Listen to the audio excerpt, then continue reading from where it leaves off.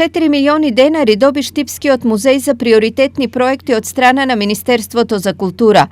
Најголем дел од средствата ќе бидат искористени за конзервација, реставрација и археолошко истражување. Инаку финансирањето е поделено на неколку фази, значи едната е од областа на заштитата, од областа на музеологијата и ликовната дејност. Така да еден од подобрите проекти, она што го замислувавме ние како една наша 4-годишна програма која што имавме за музеот, се однесува на финансирањето за истражување на саат кулата во Штип.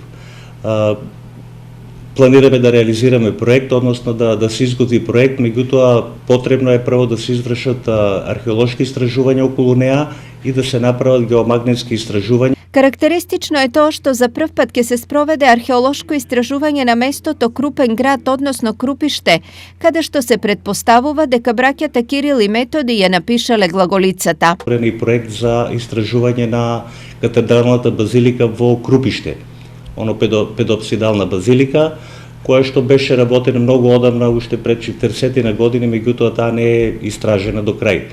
Така да со овогодишните истражувања се надеваме дека ќе добиеме еден објект кој што понатаму и планираме да го конзервираме, така да закружиме една целина и во тој дел. Меѓу другите проекти одобрени на Штипскиот музеј се и продолжување на истражувањата на локалитетот Баргала. Во Баргала има повеќе проекти, значи истражувањата се насочени кон доформување на бедемите, бидејќи лани ги искупувавме дел од јужниот бедем, северниот бедем е до пола истражен, така да ќе бидат насочени на овие два крака од бедемите. Инаку Заводот за заштита на спомениците и музеј Штип годинава ќе прослави 70 години постоење.